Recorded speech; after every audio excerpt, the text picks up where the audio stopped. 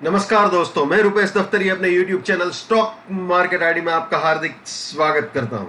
दोस्तों, आज 30th of अगस्त 22 और आज के इस लाइव सेशन में हम प्रिपरेशन करेंगे निफ्टी और बैंक निफ्टी दोनों की in terms of opening support resistance, bullish probability और बियरिश प्रोबेबिलिटी। ठीक है दोस्तों, कल मैंने लाइव सेशन किया था और बताया था कि सीधा वीकली को ही इंट्राडे के अंदर ट्रीट करना है और दो सिरे आपको दिए थे और ऑलमोस्ट वहीं पे मार्केट घुमा था, ना रेजिस्टेंस के ऊपर गया ना सपोर्ट के नीचे। अब आज का जो सिचुएशन है वो देख लेते हैं। आज जबरदस्त गैप अप हुआ है, तो चलिए आज क्या सिचुएशन है वो देख लेते हैं। वैसे निफ्टी के ओपनिंग सपोर्ट रेजिस्टेंसेस जो थे वो इस हिसाब से थे, लेकिन आप जानते हो पहले ही 15 मिनट में गाड़ी इस रेजिस्टेंस के ऊपर गई हुई है, तो सीधा ही बुलिश प्रोबेबिलिटी में आ जाते हैं, स्ट्रेट अवे बुलिश प्रोबेबिलिटी में आ जाते हैं। तो दोस्तों फिलहाल जो सिचुएशन है वो ऐसा है, 445 के भी ऊपर मार्केट खुला है। मैं आपको दिखा देता हूं, ये 445 जो फर्स्ट बुलिश टारगेट था उसके भी ऊपर खुला हुआ है। पहले ही 15 मिनट में मार्केट उसके ऊपर गया हुआ है। तो 394 फिलहाल सपोर्ट है और 526 रेजिस्टेंस है। ठीक है ना, 394 इंट्राडे पॉइंट ऑफ व्यू से सपोर्ट रहेगा और 526 जो है वो हमारा रेजिस्टेंस रहेगा। दोस्तों अगर ये 394 मार्केट उड़ाता है ऑब्वियसली विथ प्राइस फिल्टर और टाइम फिल्टर, तो बियर्स फिर से हावी हो सकते हैं। और 526 उड़ाता है तो इंट्राडे पॉइंट ऑफ व्यू से और वीकली पॉइंट ऑफ व्यू से, दोनों पॉइंट ऑफ व्यू से गाड़ी ऊपर जा सकती है या बुलिश हो सकती है, आप बोल सकते हो। ठीक है ना, मैं फिर से आपको वीकली भी दिखा देता हूं, इस वक्त वो दिखाना जरूरी है। सीधा वीकली में आपको लेके चलते हैं। ये वीकली की बियरिश प्रोबेबिलिटी में कल मैंने बताया था ये सपोर्ट रेंज है, ये रेजिस्टेंस रेंज है। अगर एक तरह से देखा जाए दोस्तों तो फिलहाल मार्केट इस रेजिस्टेंस रेंज के ऊपर ट्रेड कर रहा है, इस रेजिस्टेंस रेंज के बिल्कुल कॉन्फिडेंटली ऊपर ट्रेड कर रहा है। लेकिन मैंने आपको कल बताया था कि यहां पे वीकली सिनेरियो के अंदर इंट्राडे की तरह एक एक मिनट के 15 कैंडल नहीं देखे जाते, इसके ऊपर क्लोज हो जाए तभी मान सकते हैं कि हाँ इसको उड़ाया है। ठीक है ना, तो ये इस वक्त इसके ऊपर डेफिनेटली ट्रेड कर रहा है, लेकिन इसको तोड़ दिया, इस रेजिस्टेंस को तोड़ दिया, ऐसा हम तभी बोल सकते हैं जब इसके ऊपर मार्केट क्लोज दे दे। ठीक है, तो चलिए वापस इंट्राडे में आ जाते हैं। ये आ गए जी इंट्राडे में। ठीक है, तो दोस्तों अगर 526 उड़ाता है तो 445 सपोर्ट रहेगा, 585 नेक्स्ट बुलिश टारगेट, और 585 के भी ऊपर जाता है तो मैं ओरली आपको बता देता हूं, 585 के भी ऊपर गया तो 659 नेक्स्ट बुलिश टारगेट हो सकता है।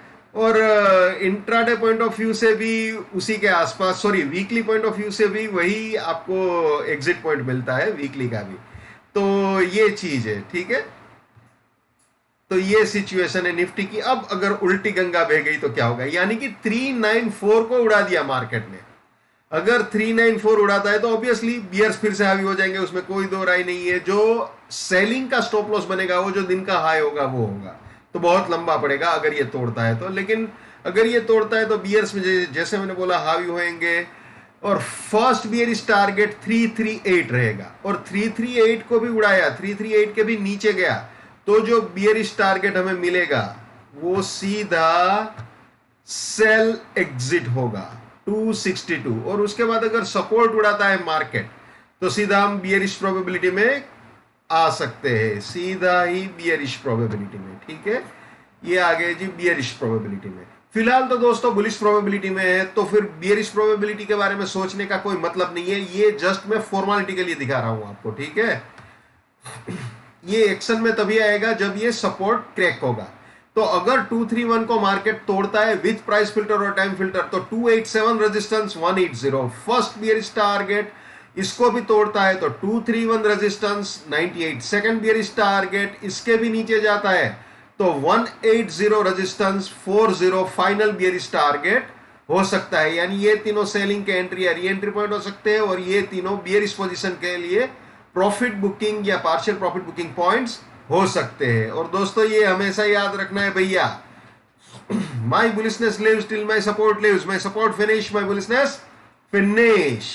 माई bearishness lives till my resistance lives, my resistance finish, my bearishness finish. ये कभी भी नहीं भूलना है भाई।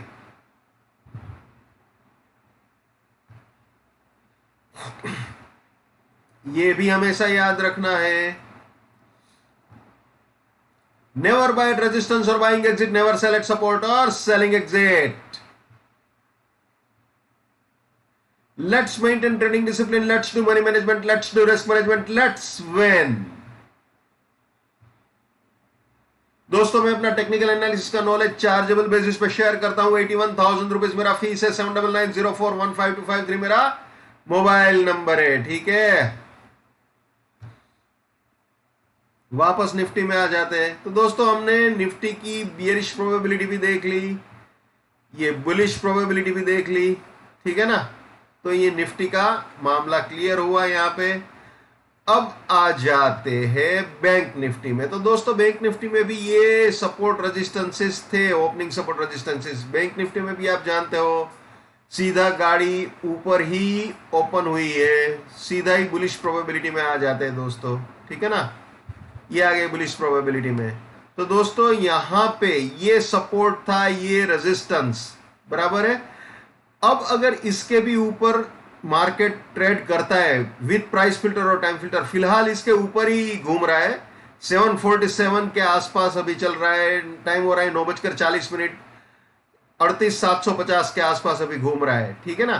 तो बिल्कुल ये 729 के ऊपर अगर 15 मिनट रहता है तो फिर 556 सपोर्ट बनेगा। 853 नेक्स्ट बुलिश टारगेट हो सकता है। और अगर 853 के भी ऊपर जाता है बैंक निफ्टी, तो उस कंडीशन में मैं आपको बता देता हूं